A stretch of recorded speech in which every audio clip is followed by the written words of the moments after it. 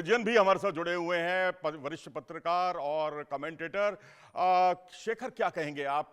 क्या जो मोहसिन नकवी हैं उनका ये जो कदम है, क्या वो अपने लिए गड्ढा खुद नहीं खोद रहे हैं? खुद ही वो इस जो एशियन क्रिकेट काउंसिल है उसके अध्यक्ष भी हैं और खुद वहाँ से हटना चाहते हैं। शायद इसके पीछे कारण, कोई बहुत बड़े कारण तो यही है कि उनकी फजीहत होने से बच जाए, क्योंकि जिस तरह से गली मोहल्ले का क्रिकेट उन्होंने पहले मैच में खेला है, इससे उनकी इज्जत भी बच जाएगी और भारत पर वो आरोप भी लगा सकेंगे। जी। मुझे लगता है कि पाकिस्तान जो है एक्सक्यूज ढूंढ रहा है। उन्होंने गेम अच्छा खेला नहीं, T20 गेम अच्छा नहीं खेला। और ये अब से नहीं, बहुत वर्षों से हो रहा है। जब भी भारत और पाकिस्तान अभी खेलते हैं, हम देखें 5-6 साल में वो हरदम हारते हैं इंडिया से। और अभी जो हुआ है हैंडशेक की वजह से, जो बोल रहे हैं उसकी वजह से पाकिस्तान ने ये स्टेप लिया है। वो उनको ये एक बहुत इमोशनल स्टेप है। उनको थोड़ा ऑब्जेक्टिव होना पड़ेगा इसके बारे में। अगर ये इमोशनल स्टेप लिया, पूरा इंटरनेशनल कम्युनिटी उनको आइसोलेट कर सकता है बहुत आसानी से। आई थिंक जो पाकिस्तान को ये बहुत सूझबूझ के ये डिसीजन लेना पड़ेगा कि एशिया कप में आगे कैसे खेलें, अपने बैटिंग अपना बॉलिंग T20 गेम में कैसे इम्प्रूव करें, रादर देन सोचे कि इंडिया ने हैंडशेक क्यों नहीं किया और वो क्या सोर्सेस के बारे में। हमने ऑलवेज नोटिस किया है मनोज जी, जब भी पाकिस्तान कोई गेम हारता है, वो कभी अपने फोकस नहीं करते कि उनका बैटिंग बॉलिंग फील्डिंग क्यों वीक है। वो खाली एक्सटर्नल फैक्टर्स पे फोकस करता है कि इन्होंने हैंडशेक नहीं किया, अंपायर ठीक नहीं था, रेफरी ठीक नहीं था, पिच में कोई खराबी थी। फोकस नहीं है। ये फोकस की वजह से उनका गेम बिल्कुल खराब है। बिकॉज टैलेंट का प्रॉब्लम नहीं है पाकिस्तान में, प्रॉब्लम है कि उनको फोकस नहीं है, एडमिनिस्ट्रेशन ठीक नहीं है, पॉलिटिकल हो रहा है एडमिनिस्ट्रेशन। शेखर विजन जी, टैलेंट का प्रॉब्लम नहीं है आप कह रहे हैं। अगर ऐसी बात नहीं है तो फिर पाकिस्तान क्रिकेट बोर्ड जो है, पाकिस्तान जो है टेस्ट क्रिकेट में 7वें स्थान पर कैसे लुढ़क गया? आप देखिए T20 क्रिकेट में 8वें स्थान पर कैसे लुढ़क गया और ODI में 5वें स्थान पर कैसे लुढ़क गया। और उसके अलावा भी अगर आप देखें तो 26 साल हो गए हैं इन्हें T20 का खिताब जीते हुए। जी हाँ, T20 में 2009 में इन्होंने कोई ICC का टूर्नामेंट जीता था। 26 साल तो नहीं खैर, लेकिन लंबा समय हो गया है। 2022 के फाइनल में जरूर पहुंचे थे, लेकिन ODI का वर्ल्ड कप जीते हुए इन्हें 33 साल हो गए। 1992 के वर्ल्ड कप के बाद ये कोई टूर्नामेंट जीते नहीं है। पिछला सीजन देखें टेस्ट क्रिकेट का तो 9 टीमें भाग लेती हैं, 9वें स्थान पर थी, आखिरी स्थान पर थी पाकिस्तान की टीम। और उसके बाद हम ये कहें कि वहां टैलेंट खूब आ रहा है, तो इसका मतलब है कि वो कायदे आजम ट्रॉफी तक ही वो सीमित है। इंटरनेशनल क्रिकेट में उस लेवल का परफॉर्मेंस उनका नहीं हो पा रहा। फजल, आप कुछ परफॉर्मेंस के बारे में कह रहे थे। जी। हाँ नहीं, मैं यही कह रहा था कि सही कहा आपने कि अभी जो परफॉर्मेंस है पाकिस्तान टीम का, बहुत लचर परफॉर्मेंस है। टीम आंतरिक कलह से जूझ रही है।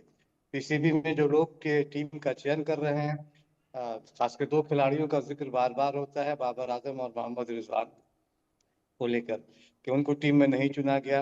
और जाहिर है कि अभी मुझे जो लगता है, मेरी अपनी जो छोटी समझ है, उसके लगता है कि ये दोनों खिलाड़ी बहुत सारे के दूसरे खिलाड़ियों से बहुत बेहतर हैं। उन्हें टीम में होना चाहिए था, चाहे वो टेस्ट टीम में हो, T20 में हो। एवरेज भी उनका देखिए, स्ट्राइक रेट भी देखिए। लेकिन यह है कि जिस तरह से नई कमेटी आई है, नई सत्ता जो आई है वहाँ पीसीबी की, उस वो एक्सपेरिमेंट तो कर रही है। लेकिन जिस ये सही है कि टैलेंट का सिर्फ एक बात की जा रही है कि बहुत टैलेंट है, बहुत बहुत से। आप देखिए शाहिन शाह अफरीदी की गेंदों में अब वो धार नहीं रही। अब वो उस तरह की चीजें नहीं दिख रहे। अब क्या कारण है, किस तरह से है? बाबर आजम हो या मोहम्मद रिजवान टीम में नहीं है। और बाकी जो दूसरे खिलाड़ी है, आप सारा तो दूसरे खिलाड़ी में भी आप मैच जितवाने वाला कोई खिलाड़ी दिखाई नहीं दे रहा है कि बहुत मैच जिता, मैच को आगे लेके जाए। तो ये एक समस्या अभी पाकिस्तान की टीम टेस्ट में भी यही देख रहे हैं। और लगातार वो एक्सपेरिमेंट कर रहे हैं। और खासकर जब से आकिब जावेद वगैरह जो आए हैं, इनके आने के बाद से लगातार टीम, और भी सही कह रहे हैं कि वर्ल्ड टेस्ट चैंपियनशिप पे 9वें नंबर पर रही। और लगातार फजल उसके, जी, आपने हालांकि अभी कुछ बहुत अच्छे अच्छी बात गेंदबाज कही आए है हैं। और इसी को मैं आप में एक बात और जोड़ना चाहूंगा कि उनके जी बल्लेबाज जो हैं वो अब गेंदबाज बनते जा रहे हैं और गेंदबाज जी बल्लेबाज। आप देखिए कल शाहिन जी। शाह अफरीदी ने जिस अंदाज में जो 4 छक्के लगाए, मुझे तो शाहिद अफरीदी याद आ रहे थे, उनके ससुर जी याद आ रहे थे। और इसी तरीके से अगर आप देखें निश्चित तो तौर पर। और उनके जो अयूब विकेट सैम निकाल रहे हैं। अयूब हैं, जो बहुत धाकड़ बल्लेबाज माने जाते हैं, वो गेंदबाज बन गए हैं। पहली गेंद, एक गेंद से ज्यादा उनसे खेली नहीं जा रही। जी फजल। हाँ, शाहिद अयूब विकेट निकाल रहे हैं और शाहिद शाह अफरीदी बल्लेबाजी कर रहे हैं। तो टीम का कॉम्बिनेशन लगभग बहुत ठीक नहीं है।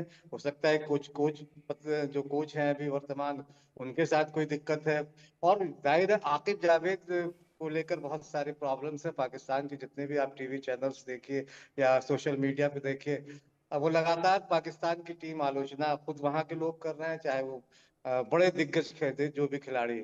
तो और कल का प्रदर्शन के बाद तो मुझे लगता है कि पाकिस्तान में एक तरह से तूफान आ गया है। भारतीय टीम जिस चरम पे अपने है जहां है, और सब ऐसा नहीं है कि भारतीय टीम में कोई बहुत जाना पहचाना नाम है, एक दो लोगों को छोड़ के एकदम नई टीम बनी है। पाकिस्तान की टीम में भी बहुत सारे चेहरे लगभग नए हैं। लेकिन आप अगर बॉडी लैंग्वेज दोनों की देखिए, पाकिस्तान की टीम की और भारत की टीम में, तो उसी से पता चलता है कि भारतीय टीम चाहे वो फील्डिंग हो, बॉलिंग हो, बैटिंग हो, तीनों में कमाल का प्रदर्शन किया।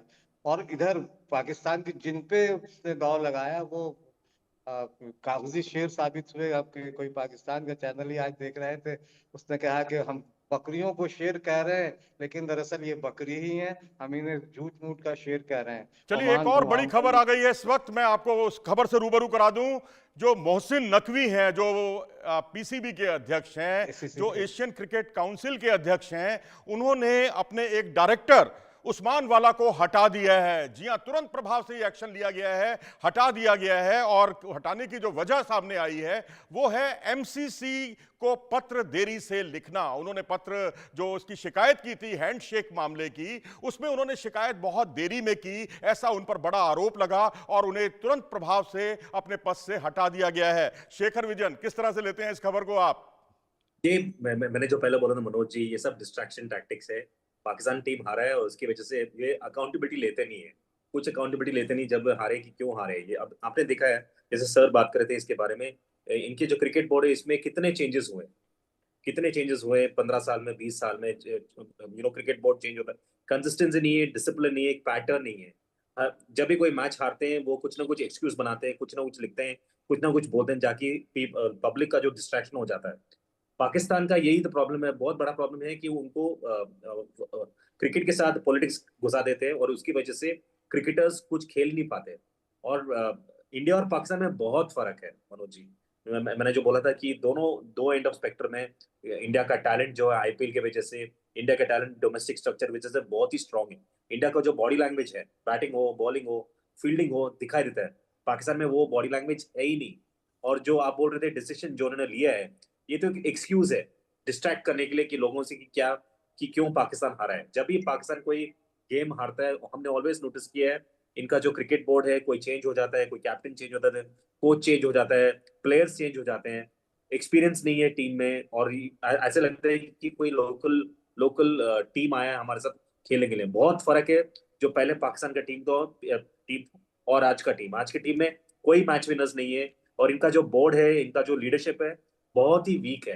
वो दिख रहा है क्योंकि डिसीजंस इतना इतना जल्दी किसी को हटाना अच्छा नहीं है। और अगर भी मैच हार गए, उनको सोचना चाहिए कि कैसे जीत सकते हैं फ्रॉम फ्रॉम पाकिस्तान साइड। पर उन्होंने ये सोचा नहीं है। उनको खाली ये आइडिया है कि किसी ना किसी तरह के पब्लिक को डिस्ट्रैक्ट करो, बिकॉज इंडिया और पाकिस्तान जो है, पाकिस्तान कंट्री जो है, बहुत इमोशनल कंट्री है। और इन इन इन सब मामलों में, स्पोर्ट्स के मामलों में, you have to be very objective objective होना पड़ता है कि हम कैसे डिसिप्लिन लाएं, कैसे पैटर्न लाएं, कैसे कंसिस्टेंसी लाएं अपने परफॉर्मेंस में, रादर देन जैसे किसी को बाहर निकाले, उससे कुछ फर्क पड़ने वाला नहीं है। ये बस खाली एक रूमर मॉन्गरिंग होगा।